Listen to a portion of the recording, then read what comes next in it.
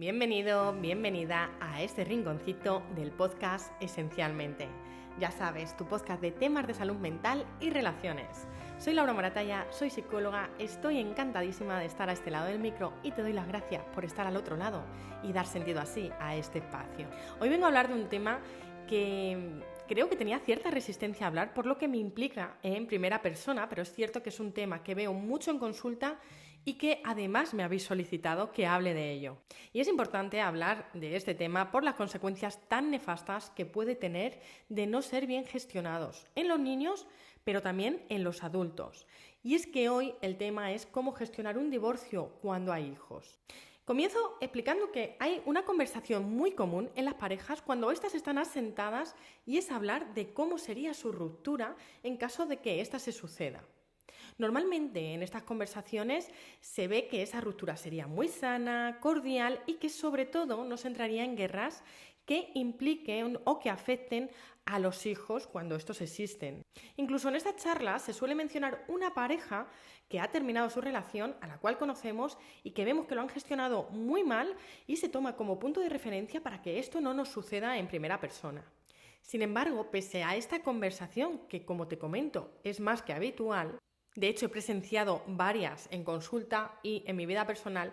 La realidad es que cuando se llega a la separación suele ser una realidad muy distinta, llamando la atención a aquellas exparejas que tienen buena relación, porque lo cierto es que tristemente esto es lo menos habitual.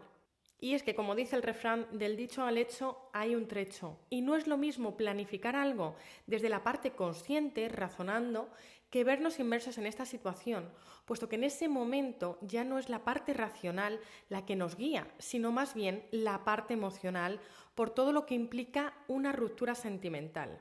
Tanto en lo que implica en el presente que se esté viviendo como en las uniones que hace el cerebro con situaciones anteriores en las que quizá hemos sentido rechazo, hemos podido sentir fracaso o nos hemos sentido humillados o abandonados de alguna manera.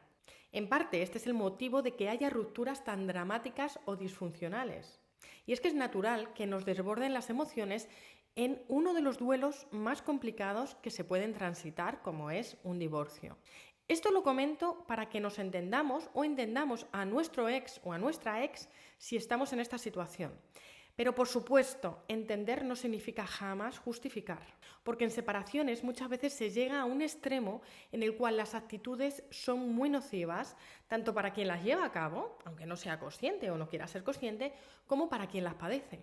De hecho, y este es el tema, son los niños los que suelen estar en medio de unos padres que no están sabiendo gestionar su ruptura y esto nunca se debería suceder.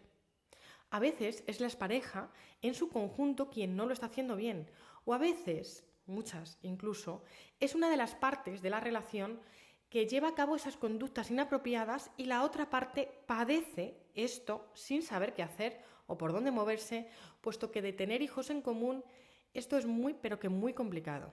Según Siegel, que es médico y profesor de psiquiatría y que ha estudiado mucho sobre el apego, los niños con apegos inseguros no han tenido suficientes experiencias óptimas de sintonización emocional, pudiéndose dar comunicación con el niño de manera salteada, incongruente, no recogiendo lo que el niño necesita en ese momento o no respetando ese espacio.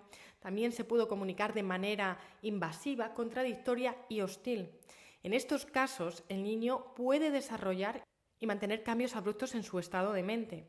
De repente pasa de ser un niño tranquilo a enrabietarse terriblemente sin motivo aparente o por un motivo chiquitito. Y es que resulta fundamental comunicar al niño desde la calma. Por ejemplo, cuando hace algo que le pone en peligro o que supone una conducta disruptiva. Esto de decirle al niño, no me grites, gritándole, supone una contradicción muy difícil de asimilar para su mente. Es un ejemplo muy básico, pero que resulta importante entender para llevar a otras actitudes. Porque la actitud que tengan nuestros padres con respecto a nosotros va a tener un peso fundamental en cómo nos comportemos en el futuro, tanto con nuestra persona como con el resto.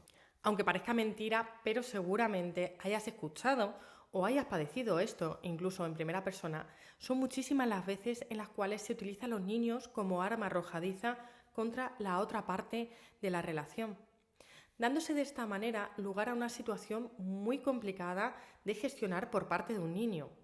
De hecho, me parece importante comentar, ya que es fundamental de entender, que los niños antes de los 4 años no pueden dar contexto e integrar la información que reciben, de manera que si, por ejemplo, una madre le dice a su hijo que su padre es malo, de primeras esto se lo va a creer, porque no puede comparar la información que recibe de su madre con el trato que está recibiendo por parte de su padre. Así que no podrá llegar a la conclusión de que lo que sucede aquí es que mi madre está enfadada con mi padre. Pero mi padre es bueno porque juega conmigo, me da de comer, salimos a pasear, me abraza cuando lo necesito. Con lo cual, cuando está con una parte puede pensar una cosa y cuando está con la otra puede pensar otra.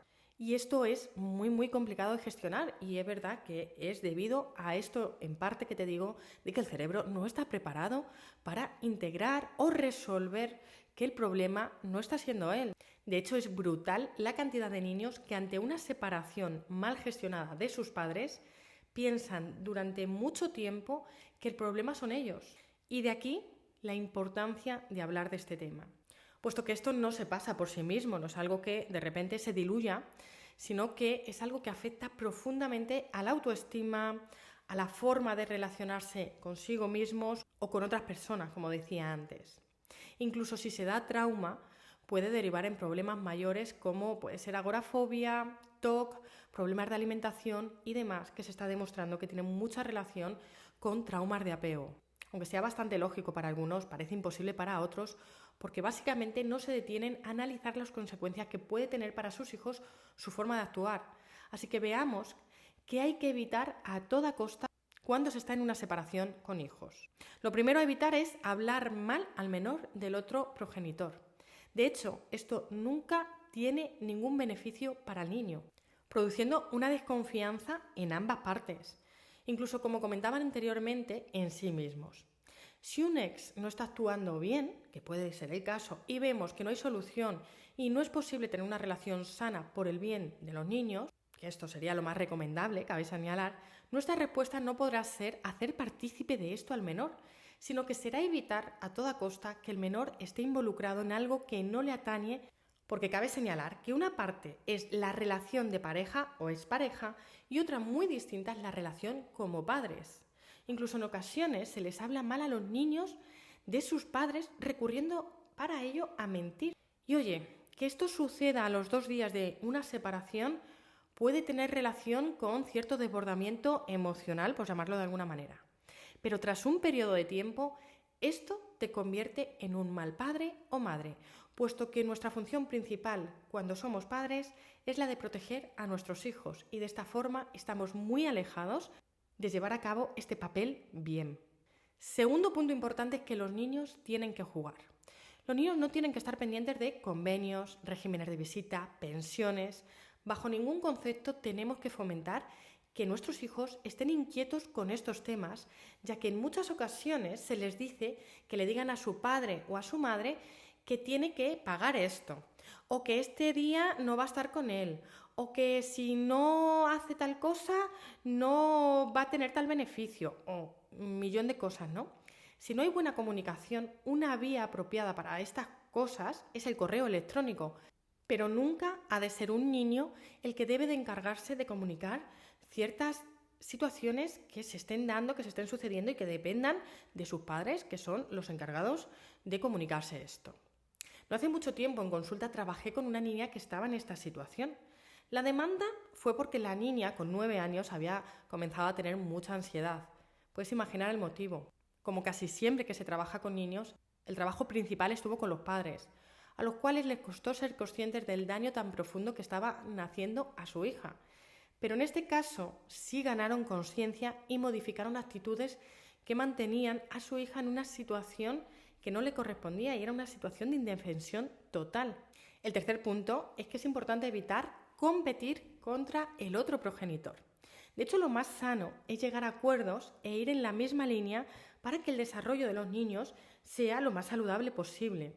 Para un niño, cabe señalar esto porque muchas veces existen dudas, es mucho mejor crecer con sus padres separados, siempre y cuando esto se gestione bien, que con sus padres conviviendo, discutiendo a diario o sin ninguna muestra de amor o afecto entre ellos.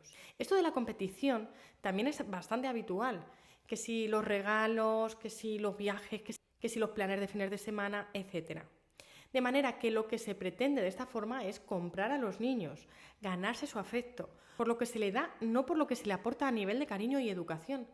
Y los niños crecen y ganan consciencia, resultando muy triste para ellos darse cuenta de esta situación y volviéndose en contra además de quien ha actuado de esta manera inapropiada en ese sentido. El cuarto punto es que es importantísimo que los niños sientan libertad para querer a sus progenitores. Resulta triste decir esto, pero hay quienes cuestionan esto a sus hijos. ¿Por qué le quieres si no se porta bien? ¿Es que no ves lo que me ha hecho? ¿No puedes querer a esta persona? Recuerda que se portó muy mal contigo en ese día, no debes quererle. Y un sinfín de cosas que no se han de decir en ningún caso, sino más bien entender que un niño puede sentirse muy mal porque haya una parte de él que quiera a su padre o madre, aunque en ocasiones puede haber otra parte de él que tenga cierta rabia hacia él o hacia ella por algo que haya sucedido. Esto es una incongruencia mental que cuesta mucho gestionar incluso en la vida adulta. Así que imaginemos en la mente de un niño, que además siente condicionada su forma de sentir por la otra parte de sus figuras de apego, por una de sus figuras de apego, ¿no? Lo mejor en estas situaciones es acompañarlos, entenderles, darles su espacio si necesitan hablar. Y puede ser que un día esté muy enfadado y al día siguiente cuente que se lo ha pasado genial y que tiene la mejor madre o padre del mundo. Le corresponde a este niño o a esta niña crecer tranquilo e ir viendo, cuando su cerebro esté preparado, qué cosas le gustan de uno y otro y qué cosas no, para poder integrar esto en su mente y extraer el aprendizaje que corresponda. Antes decía, justo en este punto, que es importante que los niños tengan espacio de escucha, que cuando comenten algo se les escuche, se les atienda y se les crea. Hay veces que los niños recurren a mentir o a inventar, pero si un niño está comentando algo que le pone en peligro, vamos a escucharle, vamos a darle ese espacio y vamos a ver qué va pasando con el paso del tiempo, pero nunca le vamos a decir eres un mentiroso y que siempre estás igual. No vamos a cerrar la comunicación, porque de esa manera el niño no va a confiar en nosotros. Y algo que yo veo en adultos cuando trabajamos trauma es que lo que causa trauma no es solo lo que nos hayan hecho nuestras figuras de apego o alguna persona en nuestra infancia, sino que había una persona que nos podía proteger y no lo hizo. Esto causa muchísimo dolor, entonces es importante tenerlo en cuenta, que cuando un niño nos comente algo, le vamos a escuchar, le vamos a atender y vamos a ir viendo si ese algo tiene importancia, hay que atenderlo y hay que proteger a este niño. Me ha resultado complicado hablar de este tema, te soy sincera, porque es verdad que es algo que me toca muy de cerca. Cuando fui pequeña mis padres se divorciaron, cuando he sido adulta he tenido un divorcio traumático también y bastante complicado de gestionar. Y entonces creo que de ahí venía mi resistencia para hablar de este tema. Espero que se haya entendido lo que he querido compartir, que si estás en esta situación, pongas en marcha estos 4 pasos que te he comentado y que si conoces a alguien en esta situación, se lo envíes, porque son cosas muy importantes las que he querido comentar en este episodio.